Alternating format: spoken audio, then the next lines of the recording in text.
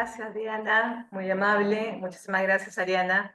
Bueno, demasiada presentación, creo yo. Pero bueno, muchísimas gracias. De todas maneras, agradezco mucho al CAE. ¿Se me escucha bien? Sí, ¿no? Al CAE y bueno, y a Jorge Ruiz, porque en verdad, estupendo. De la primera cumbre estoy acá y me parece muy loable que haya una cumbre de mujeres, ¿no? Entonces, la verdad, mi más sincera felicitaciones a todo el círculo de contrataciones con el Estado. Bueno, mi ponencia se basa en la pregunta que acaban de hacer ustedes, que es cuál es el tema que efectivamente, por qué se anulan los laudos arbitrales y cuál es la incidencia en nuestro país. Entonces vamos a empezar por cuáles son las causales que anulan un laudo arbitral. Entonces, acá en el Perú, de acuerdo a nuestra ley, que creo que todos ya conocen, ¿no? Una de las causas más conocidas y las cuales en la práctica nos damos con ese tema es que el convenio arbitral es inexistente, nulo, anulable, inválido o ineficaz. En este caso, ¿de qué tendríamos que hablar? Obviamente tendríamos que hablar de un acto jurídico, ¿no? Que después lo vamos a analizar para ver cómo se puede ver el tema de inexistencia, el tema de la nulidad, el tema de la anulabilidad, el tema de la invalidez y el tema de la ineficacia en un convenio arbitral, ¿no? También es la parte, por otro lado, también se puede anular cuando las partes solicitan la anulación que no fue notificada debidamente del nombramiento de un árbitro o de las actuaciones arbitrales. Es decir, que por un tema de forma, también, que obviamente no se ha llevado a cabo un debido proceso, también se puede declarar anulable o presentar la anulación de un laudo arbitral.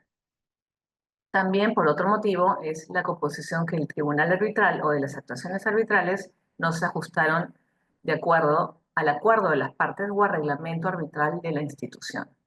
Eso también se da, no en tantos casos, o sea, lo que más se da acá en el país es que, bueno, se presenta porque la persona perdedora, la parte perdedora, va para tratarlo como si fuera una segunda instancia, ¿no? Entonces va a la corte comercial y ahí presenta la anulabilidad del laudo. Sin embargo, tenemos causales, entonces tienen que presentar y tienen que fundamentar cuáles son las causales. Entonces, esas son las que estamos viendo. Otra es que efectivamente el tribunal arbitral se resolvió o no resuelve las materias que son sometidas a su decisión. O se va, es un extrapetita o un ultrapetita, es decir, que maneja lo que no está pedido y se pronuncia sobre eso, o se extralimita y se pronuncia sobre eso, ¿no? Entonces allí también hay un tema de una causal de anulación. También cuando el tribunal arbitral resuelve sobre materias que de acuerdo a ley son manifiestamente no susceptibles a arbitraje. Acordémonos que tenemos materias arbitrales que se pueden llevar a arbitraje y hay otras que no, ¿no? Que son básicamente de interés público, de interés penal. Entonces allí no se puede entrar a un tema arbitraje. Entonces cuando el tribunal resuelve sobre esas materias o hay un delito por allí, obviamente se puede anular el auto. Otro es el objeto de la controversia, no es susceptible a arbitraje, que va de la mano con las materias. Después otro es el laudo, que es contrario al orden público internacional. Bueno, vemos allí que tenemos que ver efectivamente si es un arbitraje internacional, el orden público internacional, estamos hablando de derechos humanos, estamos hablando de debido proceso, estamos hablando de varias cosas que se manejan a lo largo del derecho internacional privado. También se puede anular el laudo cuando la controversia ha sido decidida fuera del plazo pactado por las partes. Acuérdense que siempre existe un convenio arbitral, ¿no? Ese convenio arbitral es un contrato por sí mismo, que lo vamos a ver un poquito más adelante. Entonces, ¿cómo se lleva este procedimiento? Las partes que solicitan la anulación deben alegar y probar las causales. Las causales están taxativamente en la ley de arbitraje. Entonces, no procede la anulación si la causal se pudo subsanar mediante rectificación, interpretación, integración o exclusión del laudo y la parte interesada no lo solicitó. Entonces, son los dos motivos de que no se puede ir a anular. Entonces, ¿qué cosa es lo que hacen las partes? La parte perdedora pide integración, o pide interpretación, o pide exclusión, o pide rectificación, ¿no? al mismo tribunal y después de eso ya se van a una anulabilidad del laudo, ¿no? Pero obviamente lo tienen que argumentar y alegar. Ahora vemos que, bueno, pero eso no me quiero meter porque creo que es el tema de mi compañera que está acá en la mesa, de que va a hablar sobre por qué los jueces aceptan la anulabilidad de los laudos, ¿no? Entonces no me quiero meter mucho en eso, pero nada más ponerles un ejemplo de que antiguamente, o sea, en un principio, los jueces sí aceptaban muchos procesos de anulabilidad del laudo. Ahora cada vez son menos porque los jueces ya están más capacitados en lo que es arbitraje, entonces ya han puesto la valla un poquito más alta, lo cual me parece muy bien y está de acuerdo a lo que tiene que ser. Entonces, bueno, les hablaba de que todo esto, para anular un laudo, lo más importante es ver el convenio arbitral. El convenio arbitral es un contrato per se, o sea, solito el convenio viene a ser un contrato. Hay una separabilidad del contrato general con el convenio arbitral. Entonces, mediante este, las partes se someten a un fuero arbitral, ¿no? Para la resolución de sus controversias.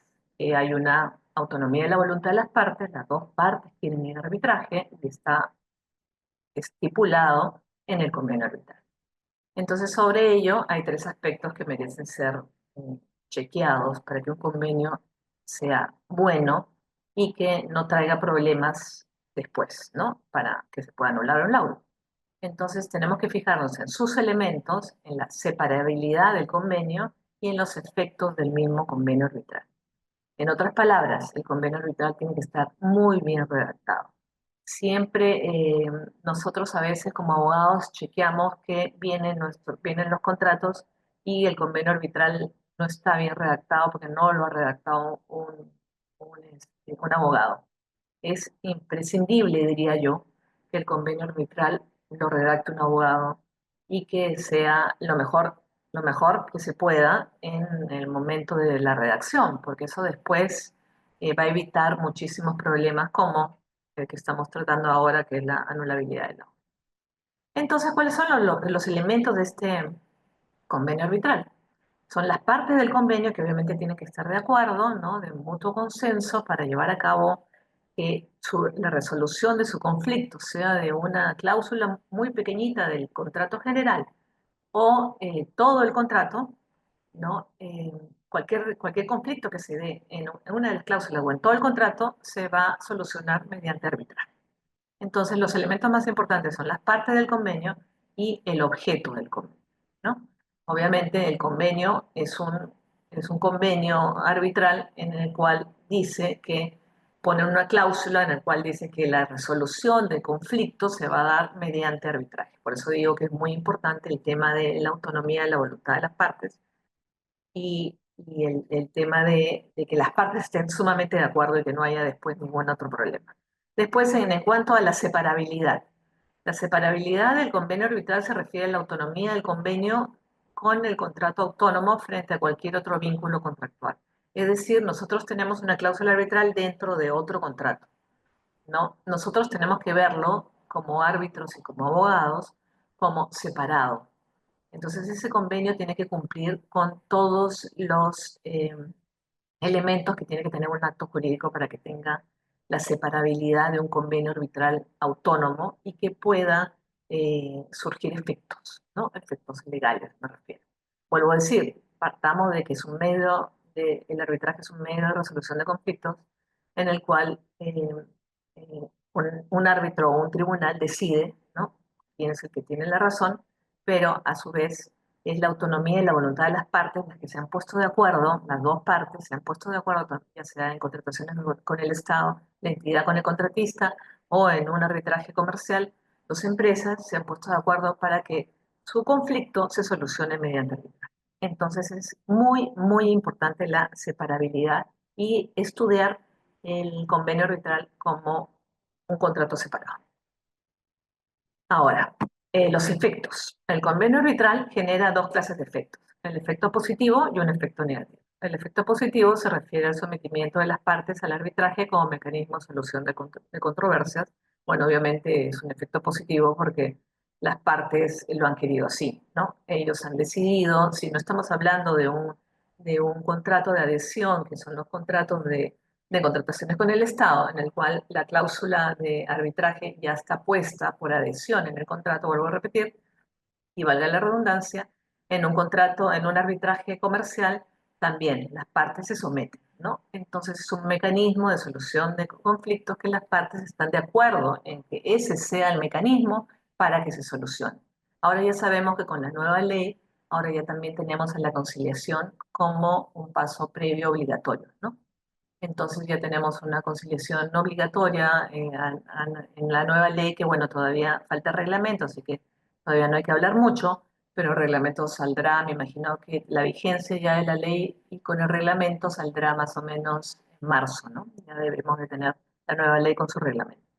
Pero mientras tanto, tenemos la ley ya publicada en el peruano, que salió el 24 de junio, si no me equivoco, ¿no? Que es la 32069 y ya salió también el proyecto de reglamento, pero todavía se está analizando, todavía se está manejando, los expertos están dando sus opiniones y para hacer una mejora, ¿no? Radical. Porque claro, el reglamento ha salido muy, no pobre, pero sí muy, muy no directo ni tan puntual en determinados problemas que nosotros, en nuestro asiduo trabajo de árbitros, nos damos cuenta que existen. Entonces es importante mejorar ese reglamento para que la ley surta efectos porque tiene cosas muy buenas, ¿no? Entonces hay que seguir como los mecanismos de solución de controversias que ha metido como obligatorio, ya no voluntario, el tema de la conciliación, haciendo esto de esta manera una cláusula escalonada en los contratos de contrataciones por el Estado. Y el efecto negativo de este tema del convenio arbitral es que se refiere a la no competencia en las cortes judiciales, ¿no? Para conocer conflictos cubiertos por el convenio arbitral. Bueno, esto ustedes saben de que ya existe muchísima teoría y muchísima doctrina con respecto de si es un efecto negativo o no. ¿Por qué se dice que es un efecto negativo? Porque en un Estado de Derecho supone que los poderes del Estado, entre uno de ellos está el Poder Judicial. Entonces, el Poder Judicial es el que obviamente resuelve los conflictos. Entonces, al quitarle esa competencia, ¿no? Por eso se dice que es un efecto negativo. Ya sabemos que en nuestro país sucedió por un tema de un TLC que se iba a firmar con Estados Unidos y efectivamente eh, bueno, le estaban poniendo al presidente de ese entonces entre la espada y la pared porque no podían mover en los temas de los derechos laborales.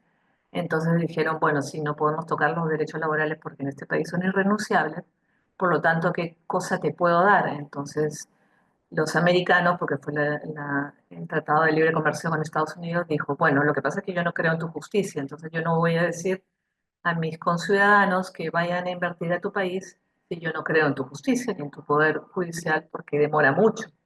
Entonces, allí fue que en contratos del Estado se puso, entre otras cosas, obviamente, pero uno de los motivos fue ese, ¿no? Se puso el arbitraje como obligatorio. Sin embargo, ustedes van a otras partes, yo, por ejemplo, que he estudiado el tema del arbitraje en varios países, pero entre uno de ellos fue España, me preguntaban, pero ¿cómo es posible? O sea, el mismo Estado se hace harakiri, ¿no? El mismo Estado dice, yo no soy competente. Entonces, claro, hay que verlo de una manera positiva y hay que verlo de una manera negativa. Entonces, tiene sus cosas, vuelvo a decir, hay muchísima doctrina al respecto. Hay muchos que dicen, bueno, en verdad no es obligatorio porque nadie le pone un revólver, nadie le obliga al inversionista a que firme el contrato de adhesión. Nada más es si quiere invertir, bueno, tiene que estar dentro de los parámetros que dice el Perú con respecto a eso, ¿no? Por lo tanto, firmar un contrato de adhesión en el cual su solución de controversia va a ser el arbitraje. Entonces, bueno, pero vuelvo a decir, ese no es tema de este momento, porque daría para discutir muchísimo y sobre todo para reflexionar. Entonces, ya que estamos hablando del convenio arbitral y de que una de las partes del mayor motivo por la anulación del laudo es que puede ser nulo, inexistente, tenemos que hablar del acto jurídico. Bueno, el acto jurídico es el curso número uno del primer año de Derecho de todos los abogados, así que no me voy a detener en eso. Pero sí, obviamente, en primer lugar, la existencia de la adopción de una decisión bajo la formalidad de un documento denominado laudo arbitral tiene que existir. En segundo término, que esta declaración sea idéntica e inalterable a la que los árbitros emitieron en un lugar y momento determinado, ¿no? El acto jurídico del laudo, digo, ¿no? Y finalmente, que tales manifestaciones pertenezcan indubitablemente a los árbitros que la firmaron. Obviamente, esos son los requisitos para que el acto jurídico sea válido en cuanto a el laudo, ¿no? Porque estamos viendo en este caso cómo se podría dar una anulación del laudo, ¿no? O sea, cómo podría ser no existente, por ejemplo. Entonces, la existencia, por ejemplo, un laudo inexistente, ¿no? La existencia versa sobre la propia presencia del negocio. La validez implica que el negocio es conforme con lo establecido por el ordenamiento jurídico. La eficacia se refiere a que el negocio despliegue sus efectos. Entonces, acá ya vemos más o menos que si el acto jurídico está bien hecho, la cláusula está bien hecho, es muy difícil que haya una anulación de un laudo.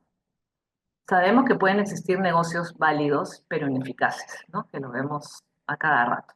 Y también negocios inválidos, pero eficaces, que es precisamente un caso de anulabilidad, ¿no? Cuando es inválido, pero eficaz. Eso es un tema de anulación del laudo arbitral.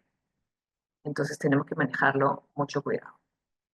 La inexistencia del convenio también es un tema que tenemos que hablar sobre la anulación del laudo, porque si no existe un convenio arbitral, obviamente nosotros o una institución puede decir, bueno, como es una cláusula patológica, entonces vamos a decir de que sí, pues efectivamente habla por allí de justicia. Entonces yo asumo que este laudo va a ir a el Ministerio de Justicia para que se arbitre allí. Y bueno, no, porque es la inexistencia de un convenio arbitral, ¿no? Que es importante. Por eso también se da la anulación de un laudo. La existencia de un convenio que, sin embargo, tiene algún defecto que le impide surtir efecto es otro, y la existencia de un convenio válido, pero que no surta efectos, también es. Entonces, por todas estas causales se puede anular un laudo. Entonces, esto, si lo vemos y lo vemos todo junto dentro de un convenio eh, arbitral, vemos que existen, desgraciadamente, por una mala redacción, cláusulas patológicas. ¿Qué cosa es esto de cláusulas patológicas, no? Tienen varios nombres en la doctrina, no solo es cláusula patológica, pero esta es la que más ha calado y la que más se conoce en la doctrina, sobre todo acá en Perú, ¿no? Entonces, la cláusula arbitral patológica es un acuerdo que no cumple los requisitos legales para ser válido, que puede ser incoherente, ambiguo o inaplicable. Este tipo de cláusulas puede dificultar el desarrollo del arbitraje y alargar el procedimiento. Les doy un caso que me sucedió.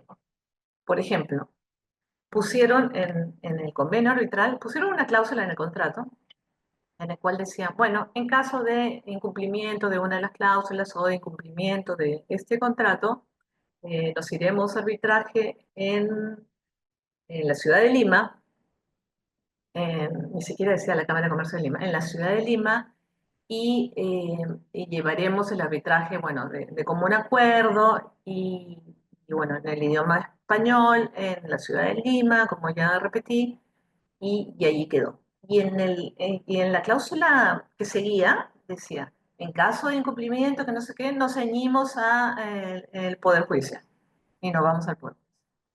Entonces, allí qué pasó, una cosa increíble. Entonces, nosotros los abogados y nosotros los árbitros sabemos que cuando hay estas cláusulas y hay una cláusula arbitral y efectivamente no dicen qué institución es, nosotros hacemos y la llevamos a la Cámara de Comercio de Lima, ¿no? La Cámara de Comercio de Lima puede aceptarla o no.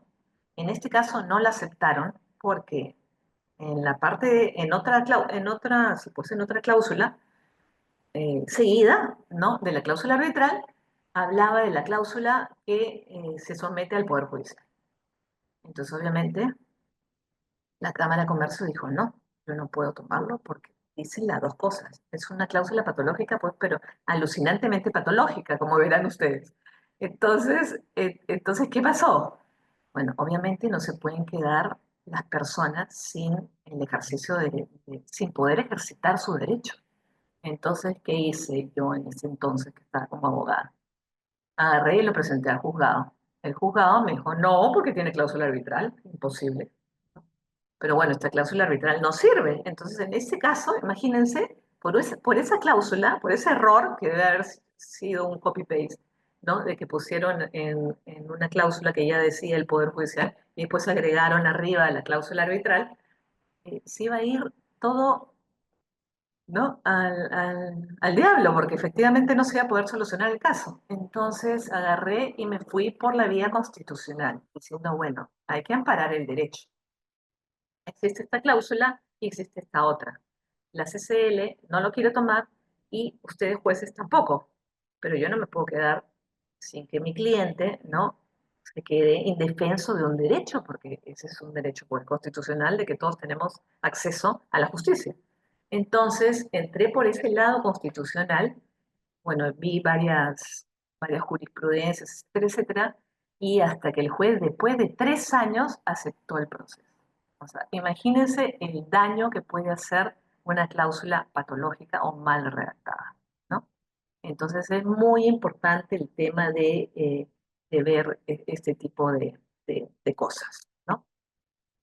Bueno, el inciso 2 del artículo 63, que estamos hablando del artículo 63, el que habla de las causales, ¿no? Señala que las causales previstas en los literales A, B, C, D y D, que son los primeros que hemos visto, el numeral 1 de dicho artículo solo serán procedentes si fuera objeto de reclamo expreso en su momento ante el tribunal arbitral por la parte afectada y tales reclamos fueron desestimados. Es decir, lo que le está diciendo es que si en caso de inexistencia, en caso de que del debido proceso, todos esos casos, A, B, C y D del número 63, primero la parte que se siente aludida, se siente agraviada, tiene que pedírselo al tribunal arbitral. Si el tribunal arbitral dice desestima, allí recién puede ir a anular el laudo, ¿no? Lo dice la misma ley de arbitraje, no es que de frente pueda ir. No, acuérdense que primero también tiene que pedir interpretación, ¿no? Todo lo que ya hemos visto. Y el inciso 3 del artículo 63 de la ley señala que tratándose de las causales previstas en el inciso D y E, que son las dos últimas, el numeral 1 de este artículo, la anulación afectará solamente a las materias no sometidas a arbitraje o no susceptibles de arbitraje siempre que puedan separarse de las demás. Bueno, obviamente cuando hemos hablado de que las materias, hay materias arbitrales y hay materias que no son arbitrales, ¿no? Entonces allí obviamente procede la anulación cuando efectivamente estas materias no son arbitrales. Por ejemplo, son de interés público, son penal, no son de derechos disponibles. Entonces obviamente allí de frente sí se puede ir a anular el laudo. Ahora también es muy difícil que den un laudo por esas materias, ¿no? Porque obviamente pasa un filtro, primero en la institución arbitral y segundo el tribunal o del árbitro único. Por lo tanto, es muy difícil. Sin embargo, por eso digo, las principales causales son las primeras. Después, el contenido, los alcances y más aún la manera en que operan los hechos de recurso de anulación resultan extremadamente relevantes, puesto que solo su adecuada aplicación puede garantizar la autonomía, desarrollo y utilidad del arbitraje, por supuesto. Eso de estar, pero no quiero tocar este caso porque lo va a tocar también mi compañera, esto de que los jueces al comienzo, cuando recién empezaba la norma, eh, todas las anulaciones las aceptaban, ahora ya cada vez es menos, ¿no? Era muy poco pro árbitro, ¿no? Muy poco pro arbitral, ¿no? Para el principio, ¿no? Porque efectivamente nada más se dedicaban a manejar su situación como si fuera un proceso legal y no veían efectivamente que no se estaba llevando bien esa anulación del laudo, ¿no? Porque muchas veces, por ejemplo, también he tenido si tengo todavía tiempo, les puedo contar un ejemplo. Bueno, yo participé en el arbitraje de Repsol con Aeromaster, que fue un arbitraje en el año 2018, si no me equivoco, y bueno, y ganó Aeromaster, a una transnacional, ¿no? Que es española, Repsol, que todo el mundo la conoce. Y bueno, y ellos obviamente se fueron a anular el laudo. Y el juez se los admitió. Y nada más, y se estaban pronunciando sobre el fondo. Entonces esas cosas no se pueden dar, ¿no? Pero vuelvo a decir, no me quiero meter en ese tema porque tenemos a nuestra compañera en el panel que sabe más de ese tema y que va a hablar de esas cosas. Bueno, muchísimas gracias por ahora y después ya digo mis conclusiones. Muchas gracias, Lucila.